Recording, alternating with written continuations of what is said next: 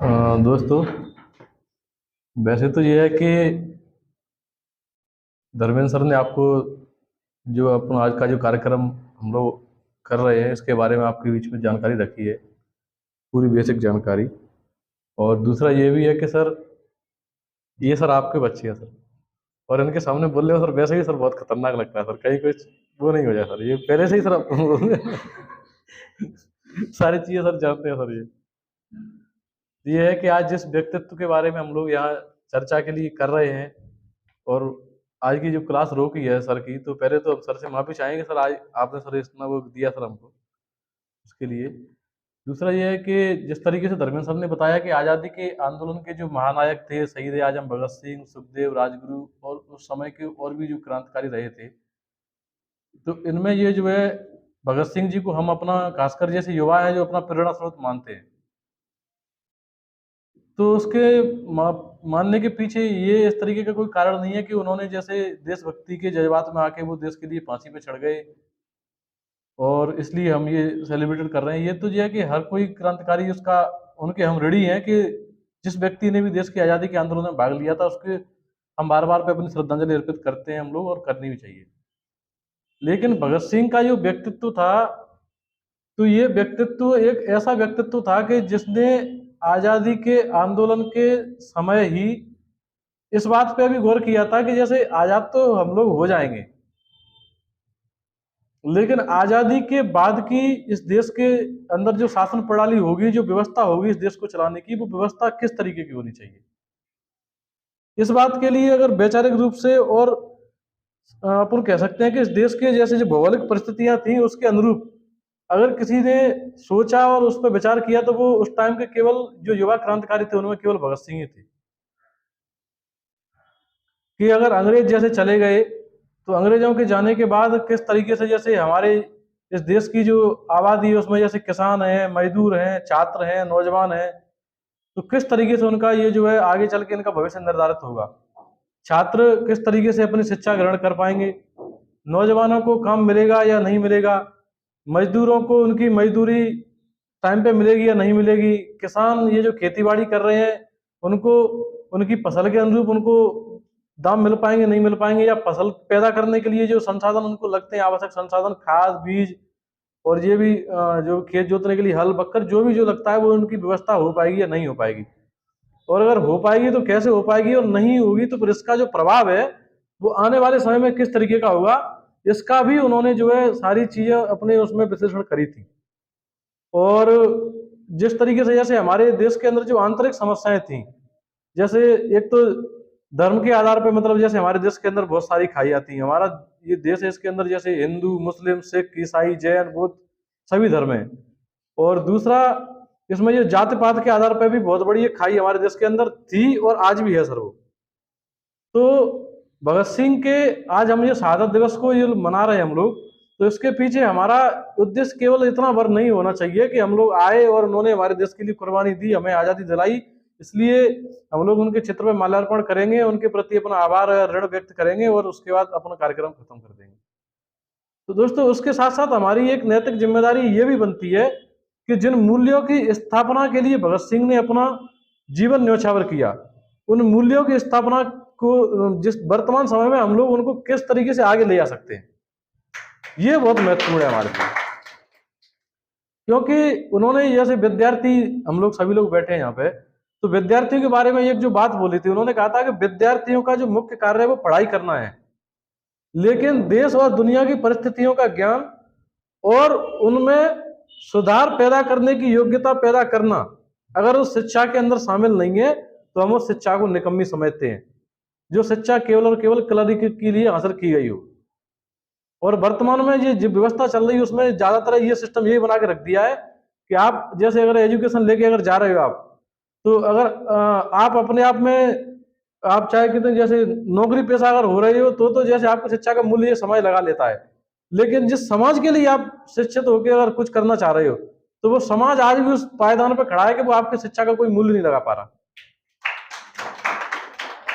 और यही कारण है कि समाज की ये दुर्दशा है, वो दुर्दशा आज भी वैसी की वैसी है जो आय से, मतलब देश हमारा 1947 के अंदर आजाद हुआ था, लेकिन आजादी से पहले ये जो समस्याएं थी वो समस्याएं आज भी आज़ादी के बाद भी आज 75-76 साल आज़ादी के हुए उसके बाद भी आज वैसी की वैसी बनी हुई है। तो इन समस्याओं का हम किस तरीके से निदान कर सकते हैं और इन बातों पर हमें सोचना पड़ेगा कि आज जो है किसान जो है अपनी अगर जैसे पूरी मेहनत अगर कर रहा है और हम लोग जैसे सभी किसान उससे अर्थव्यवस्था हमारी ज्यादातर सभी लोगों के जैसे आर्थिक प्रणाली वो किसानी खेती किसानी से जुड़ी हुई है यहाँ जो बैठे हुए सब, इसलिए ज्यादातर मतलब किसान का जो वो है वो बार बार सब जहन पे आ जाता है। तो उसमें ये है कि अब जैसे किसान आज भी जैसे अगर खेती बाड़ी कर रहा है सारी चीजें कर रहा है, लेकिन फिर भी अगर उसका बच्चा जो है किसान का बच्चा बहुत होशियार है, पढ़ने में बहुत टैलेंट है, लेकिन उसके बावजूद भी ये सपना नहीं देख सकता कि मेरा बच्चा जो है आज दिल्ली के किसी अच्छी कॉलेज में जाके पढ़ सकता है या नहीं पढ़ सकता, या यहाँ जैसे गांव के अंदर ये स्कूल है तो वो मेरे बच्चे के अनुरूप क्यों नहीं है। आज भी जिस तरीके से हम लोग जो देखते जा रहे हैं कि जैसे जिन स्कूलों में हमारे बाप दादा पढ़े थे और उन्हीं स्कूलों में हमारे मतलब जैसे पिताजी भी पढ़े और उन्हीं स्कूलों में हम भी पढ़ रहे हैं, सारी व्यवस्था सारी चेंज हो गई सारी सभी जगह। ये जो व्यवस्थाओं को जो करने वाले लोग थे उन्होंने अपने अपने लिए व्यवस्था चेंज कर ली, लेकिन अब हम जाके देखें तो हमारे स्कूल का इंफ्रास्ट्रक्चर आज भी वैसा ही जैसा आज से 50 साल या 60 साल पहले ही था। अब ऐसी परिस्थिति में हम लोग जो है ये यार इसको वो बता दो, कोचिंग बता दो क्या होना है इसको आ रहा है। ऐसी परिस्थितियों में जैसे हमको क्या करना चाहिए कि जैसे हम लोग एक समान रूप से या समान तरीके से समाज के अंदर ये जो मानव और मानव के अंदर, जैसे कल के सर अखबार के अंदर एक खबर छपी थी कि भारत के अंदर सर आजादी के बाद सर पहले इतनी असमानता बढ़ी है सर। इस देश की 40% जो संपत्ति है वो मात्र 1% लोगों के पास है सर। देने के बाद सर बहुत मतलब रोंगटे खड़े करने वाला ये जो आंकड़ा था सर, मतलब 100 रुपए में से 40 रुपए सर के अकेले के और बाकी 60 रुपए में हम लोग सब मोटा मोटा माना तो वैसे सर तो वैसे ही है, आप उसको वैसे मत लेना। और ये उदाहरण के तौर पे सर के पास इतना पैसा नहीं है, नहीं फिर तो सर से तो हम ले भी जाते। लेकिन ये अब ये क्यों हो रहा है, ये ऐसे नहीं हो रहा कि मतलब ये कोई उनके पास कोई अलग से कोई दिमाग आ गया है या अलग से उनके पास कोई जादुई शक्ति है तो उस तरीके से वो पैसे कमा के ले आ रहे हैं। ये हो रहा है इस देश के अंदर जो नीतियां जो बनाने वाले जो लोग हैं उन लोगों ने जो नीति जो तैयार की है वो नीति इस तरीके की तैयार कर दी है कि उनको मुनाफा के ऊपर मुनाफा मुनाफा मिलता जा रहा है। और हमारे ये जो कम से कम जैसे किसान खेती पैदा वो कर रहा है अनाज पैदा कर रहा है उसको उसकी मेहनत का भी पैसा नहीं मिल पा रहा। तो मेहनत जैसे अभी हम लोग यहाँ पे जैसे यही ले लो छोटा सा उदाहरण सर कि फसल पैदा करता है किसान, मेहनत उसमें पूरी करता है किसान, वो किसान उसकी पूरी जिंदगी मेहनत करते करते निकल जाती है। वो किसान मतलब उसकी जिंदगी वैसी की वैसी रहती है, उसकी आने वाली जो पीढ़ी है वैसी की वैसी बनी रहती है। और उसकी फसल को खरीदने वाला जो व्यापारी है वो उसमें हेरा फेरी करके ही सर मतलब 8 से 10 साल में सर वो करोड़पति अरबपति खरबपति बन जाता है सर। पैदा करने वाला नहीं हो पा रहा लेकिन उसको इधर उधर करने वाला सर हो जाता है सर। तो इसकी जिम्मेदार वो किसान नहीं है, इसकी जिम्मेदार है वो व्यवस्था। आज भी जैसे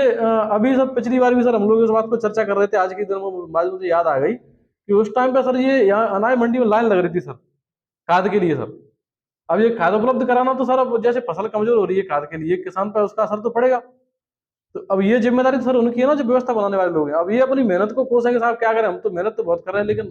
हमारी मेहनत का हमें नहीं मिल पा रहा। तो क्यों मिलेगा सर, क्योंकि आपकी मेहनत के लिए आपको जो मिलना चाहिए वो मिल ही नहीं पा रहा ना। आज भी जैसे हम लोग अगर ट्रैक्टर खरीदने के लिए जाएं तो ट्रैक्टर के लिए सर 11% और 12% में सर लोन मिलता है। और अगर उसके लिए अपन लोग जाएं जैसे कोई उद्योग के लिए जो उद्योग वाले जो लोग हैं वो 5% और 6% में सर लोन मिल जाता है सरकार उनको, ऊपर से सब्सिडी अलग। और नहीं भरे तो सर अब तक सर इन्होंने सर खुद ही जो है 11 लाख करोड़ रुपए सर इनका माफ हो चुका है सर पिछले 3 साल में। और देश के जैसे अगर किसान की अगर अपन बात करें तो किसान के ऊपर सर पूरा कर्ज ही सर 12 लाख करोड़ रुपए है सर। ये केसीसी वगैरह सर ये किसान कर्ज है जो सर कर्ज माफी की बात करते हैं तो वो ये कहते हैं कि किसानों की कर्ज माफी अब नहीं कर सकते, ये बहुत बड़ा वो है। तो अब बताओ सर उनका 3 साल में इतना हो सकता है इनका आजादी से लेकर आज तक नहीं है। और दूसरा जैसे अभी लोग हम लोग देख रहे थे कि इस बार जो है पिछले 3 साल से छात्रों की छात्रवृत्ति नहीं आई है सर। 6 लाख करोड़ रुपया मध्य प्रदेश सरकार ने सर छात्रों का छात्रवृत्ति का रोक के रखा है। अगर ये पढ़ रहे हो तो इनसे पूछ लो सर इनकी छात्रवृत्ति 3 साल से नहीं आई है सर। अब सर इसका जो गैप जो जाएगा सर सीधी सी बात है उसका प्रभाव तो हम लोगों पे पड़ेगा। नहीं आई ना सर, बिल्कुल सर बिल्कुल, हम सर फैक्ट पे ही बात करेंगे सर, कॉमरेड है सर इसलिए। बाकी सर ऊपर की बात कर ये झूठ और दलाली का काम तो सर वो पहले जो ऊपर बैठे हुए कर रहे हैं 15-15 लाख रुपए इनके सबके उधार है अगर वो हिसाब से करेंगे तो 25-25 लाख तक पहुंच जाएंगे सर वो। अगर ठीक ठाक से हिसाब करेंगे सर तो ये सर, ये इस तरीके से, ये अभी उन्हीं का सर डाटा है। ये अभी भास्कर में अखबार में खबर आई थी ये वाली भी सर, ये कि 6 लाख करोड़ रुपया जो है मध्य प्रदेश के छात्रों का जो है सरकार पे बकाया है छात्रवृत्ति का। तो 6 लाख करोड़ रुपया बहुत लंबी राशि हो जाती है ये छात्रों का। तो ये इस तरीके से उन्होंने ये सॉरी 6 लाख करोड़ रुपया और 6 लाख ही छात्र हैं। हाँ, तो 6 लाख छात्र जो है इस तरीके से अपनी छात्रवृत्ति के इंतजार में बैठे हैं। और फिर ये कहोगे सर ये बच्चे पढ़ नहीं पा रहे, उनकी बराबरी नहीं कर पा रहे। सर ये उनका और कुछ मिलता सर, इनको तो थोड़ा बहुत तो सब अर्थ आता है जेब में, तो बच्चा कुछ ना कुछ करता है सर। हर बच्चा ये नहीं है कि आवारागर्दी करे सर। ये बच्चे जितने शराब पे बैठे ये तो नहीं कर सकते ना, अब उसका प्रभाव तो ये भी भुगत रहे हैं ये सब लोग। तो ये जो अब ये आज ये जो बात करने का इसलिए कि ये भगत सिंह ने उस टाइम पे भी कहा था कि ये हमारी अगर जो व्यवस्था है वो अगर ऐसे लोगों के हाथ में चलेगी तो इस आजादी का कोई मतलब नहीं रहेगा। अंग्रेजों से तो हम आजाद हो जाएंगे, लेकिन ये बुरे साहब जो आएंगे तो वो अंग्रेजों से ही बदतर हमारी स्थिति कर देंगे। और यही आज हो रहा है। ये धर्मेंद्र सर या सजरमा स्कूल में पढ़ाने के लिए जाते हैं, ये भी वहां इसी तरीके से भुगत रहे हैं। स्कूल में जो है बुनियादी जो सुविधाएं होनी चाहिए वो उन बुनियादी सुविधाओं का भी पूर्ण रूप से अभाव है। आशा यहाँ पढ़ती थी इस कॉलेज के अंदर, बड़े लड़ाई झगड़े के बाद तो ये कॉलेज कैलाश के अंदर खुला था, हम लोग ये करते थे। उसके बाद सर मतलब इस कॉलेज की सर 18 में खुला था ना ये कॉलेज, 18 से 2018 में ही, हाँ उसी टाइम पे 2018 से 2024 आ गई सर, 6 साल हो गए। अब उसकी सर बिल्डिंग बनना शुरू हुई है सर 6 साल बाद। और ये भी सर वो तो अकेले सर हम इतना सर हमारा और आपका सहयोग सर मिलता रहता है, इतना दबाव हमने यहाँ पे बना लिया। मुरैना जिले के अंदर 6 कॉलेज सैंक्शन हुए थे सर उसी टाइम पे। एक बानमोरा में हुआ था, एक नेठहरा में हुआ था, एक अम्बापुर में हुआ था, एक ये कैलाश का था, और 2 सर और थे ऐसे करके। उनकी सर कुछ अता पता नहीं है सर, यहाँ बिल्डिंग बनना शुरू भी हो गई। ये इन्हीं के सर छात्रों के दबाव के चलते और इस तरीके का थोड़ा सा यहाँ की प्रभुत्व जो सोसाइटी है उसने इस पर जब दबाव बनाया सरकार के ऊपर, तो यहाँ सर नरारा के पास में जो कॉलेज की बिल्डिंग बनना भी शुरू हो गई। बाकी सर अन्य जगह तो कोई पता नहीं सर, एक उसमें रूम के अंदर लॉक लगा के सर मात्र केवल उसके डॉक्यूमेंट हैं और उनमें सर कॉलेज संचालित हो रही है। अब सर ये जो है इनका सर भविष्य निर्धारित करेंगे सर, तो ये इनका भविष्य नहीं है सर, ये इस देश का भविष्य है। तो इससे हम ये अंदाजा लगा सकते हैं कि सर इनका भविष्य अगर खराब होगा तो देश का भविष्य सर क्या होने वाला है सर। और ये जो है सर जिस तरीके से जो कंपटीशन है सर, वो ये बताते हैं कि सर एक दूसरे से धार्मिक आधार पर, जातिगत आधार पर, जिस तरीके से यहाँ पे जो मैं सर पिछली बार भी बोला था, इस बार बोल रहा हूँ सर, आपने सबसे बड़ा जो काम कैलाश के अंदर इस जमीन पे आके अगर यहाँ के लोकल के उसके हिसाब से किया है, तो वो सर आपने जातिवाद के खिलाफ जाके सर या जातिवाद के विरोध में सर आपने जितना जो कर सकते थे सर आप उतना सर ये किया है। इतना मुझे नहीं लगता कि हाँ सर किसी ने सोचा भी होगा और आपने करके दिखाया है सर। ये सर अपने आप में क्या है सर, ये भी एक कमजोरी की बहुत बड़ी वो बनती है सर, इससे ये सारा जो चीजें वो अपनी बहुत पीछे जाती है सर। तो इन चीजों पे सर भगत सिंह ने मतलब उस टाइम पे जैसे कहा था, तो ये वो सारी चीजें आज हमारे जो सामने आ रही हैं। तो जब हम सामने जो आ रही हैं तो स्वाभाविक सी बात है कि अगर भगत सिंह के सपनों का अगर हमें भारत अगर चाहिए, और क्योंकि उनके सपनों को अगर हमें मंजिल तक अगर पहुंचाना है, क्योंकि उनके जो सपने थे वो देश की प्रगति के सपने थे, हमारी और आपकी उन्नति के सपने थे। तो भगत सिंह ने ये भी कहा था कि क्रांति जो है वो क्रांतिकारी थे। उन्होंने ये कहा था कि क्रांति तलवार की धार उस पर तेज नहीं होती है, मतलब क्रांति जो है विचारों की, पिस्तौल और बंदूक इंकलाब नहीं ला सकते, क्रांति विचारों की शान पर तेज होती है। और विचार ये जो है, और उन्होंने अपनी फांसी के वक्त भी ये धर्मेंद्र सर बता रहे थे, उनमें ये कहा था, एक बात इनसे थोड़ी सी छूट गई उसको मैं पूरी कर देता हूँ। उन्होंने ये कहा था कि आप मुझे तो मार सकते हो लेकिन मेरे विचारों को नहीं मार सकते। और ये जो विचार है वही समाज को चलाते हैं कि किस तरीके से, मतलब समाज का जो व्यवस्था, हमारे अंदर कोई विचार होगा तभी तो हम सोसाइटी को आगे ले जाएंगे।